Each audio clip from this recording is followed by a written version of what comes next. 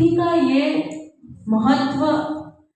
महत्व है कि वो आप सबकी आवाज है हमारे तक पहुंचने की। वो एक जरिया है कि आप अपने साहब को क्या कहना चाहते हैं, आप अपने साहब के लिए क्या समझते हैं, आप अपने साहब का प्रचार प्रसार किस रूप में करना चाहते हैं, दूसरे समाज में अपनी साहब की क्या छवि बनाना चाहते हैं। हर कोई चाहता है कि वो अपने सत्पुरुष की ये छवि बनाए। आज सनातनी है, वो कितने खुशी और उल्लास के साथ उन्होंने अपना आनंद जताया है जब राम मंदिर बनकर तैयार हुआ। उन्होंने सबने हमारे प्रधानमंत्री मोदी जी को कितनी खुशी जताई। सब वही चीज हर एक इंसान में होता है कि वो अपने साहब सदगुरु जिसको अपने पूज्य ने मानते हैं, उसको वो किस रूप में समाज के लोगों को समझाना चाहते हैं, विश्व को समझाना चाहते हैं, वो उनको क्या दर्जा दिलाना चाहते हैं। ये हर व्यक्ति की मन की इच्छा होती है।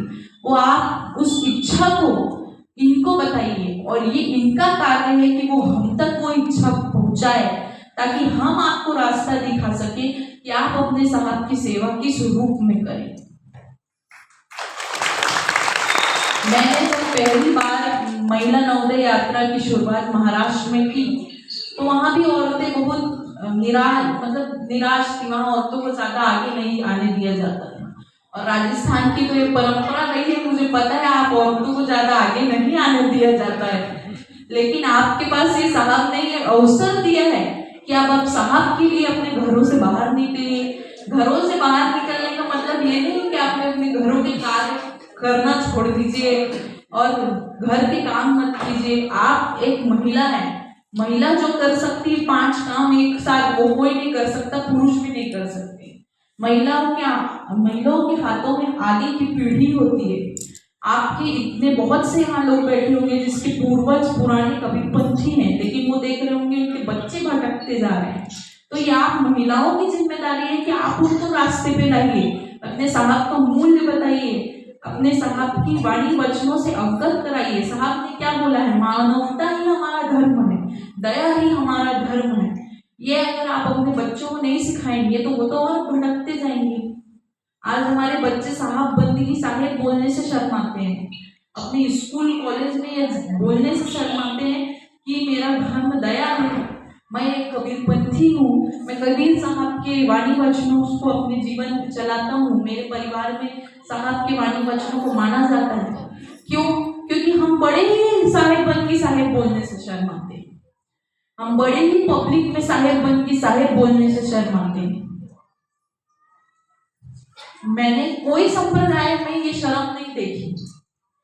मुसलमान आप कहीं जाओ, मैं अभी आ रही थी मेरे घर से दामाखेड़ा, ट्रेन से आ रही थी नागपुर से, तो 5 बजे थे कुछ 4-5। वहां ट्रेन पर एक छोटी सी जगह थी, शौचालय के थोड़ा सा आगे छोटी साफ जगह थी। वहां एक मुसलमान महिला थी, वो उस जगह पर चादर बिछा के बिना किसी शर्म से नमाज पढ़ रही थी।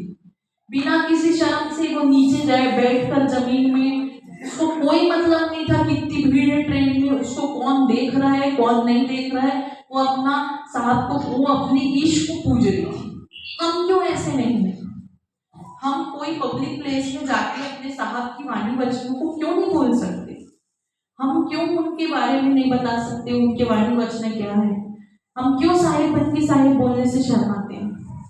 मुझे कोई बाहर का व्यक्ति नमस्ते बोलता है तो मेरे मुंह से सबसे पहला शब्द साहेब बंदगी निकलता है, फिर नमस्ते निकलता है। पहले तो मैं साहेब बंदगी साहेब बोलती हूँ, मेरे मन में वो बसा है साहेब बंदगी साहेब। हमको अगर हम ही शर्माएंगे तो आपको लगता है आपकी आगे वाली पीढ़ी थोड़ा बहुत भी साहब को मानेगी, साहब को पूजेगी, उनकी वाणी वचनों को मानेगी, पूजेगी? आप यहाँ पे पद के लिए लड़ रहे हैं, पद की जिम्मेदारी अगर आप देखेंगे तो भाग जाएंगे यहाँ से। पद की जिम्मेदारी ये है कि मैंने आज अपने 1.5 साल के बच्चे को छोड़ के यहाँ 1 हफ्ते के लिए आई हूँ, पूरा अपना त्योहार छोड़ करके आई हूँ, अपना घर छोड़ करके आई हूँ आप लोगों के लिए। ये एक पद की जिम्मेदारी है। मेरी जिम्मेदारी है कि मैं एक पद में हूँ, प्रतिनिधि। आप अगर किसी पद पे हैं तो आप उसकी जिम्मेदारियों को समझिए। आप वो एक जरिया है जो लोगों की बातें साहब तक पहुंचा सकते हैं। अगर आप पद की प्रतिनिधि बनी हुई महिलाएं ही जागरूक नहीं रहेंगी तो आप अपने ग्रामीण क्षेत्र में कैसे लोगों को जागरूक करेंगे? और जागरूकता का मतलब ये नहीं कि आप घर में लड़ाई झगड़ा करके निकलिए, आप समझाइए कि साहब का कार्य है। आप ऐसे, इसका मतलब ये नहीं कि आप अपने पति से, माँ बाप से, सास ससुर से लड़े, आप उनको भी साथ लेकर जाइए साहब के कार्य में। और आपको ऐसा नहीं कि जीवन संसार छोड़ के आपको सिर्फ यही कार्य करने। हमारे तो साहब 42 वर्ष के अवतार खुद दिए, खुद उन्होंने गृहस्थ जीवन होने का कार्य हमको बताया है। वैरागी लोग बोलते हैं हमारे, कई बार मैंने सुना है कि कई बार ऐसे साहब से दूसरे संस्था के मिलने वाले लोग आते हैं तो वेशभूषा के बारे में बहुत चर्चा करती है। अभी हमारे प्रकाश मीनाम साहब ने एक रंगीले गीदड़ की कहानी दामाखेड़ा में सुनाई थी वेशभूषा को लेकर। एक गीदड़ था, एक गांव में एक गीदड़ था, उसके पीछे कुछ लोग पड़ गए, कुछ जानवर, दूसरे जानवर पड़ गए। वो भागते भागते जान बचाते बचाते एक जो कपड़े रंगते हैं उनकी बस्ती में चला गया छुपने के लिए। फिर जब वो चले गए तो वो गलती से नीले कुछ रंगों के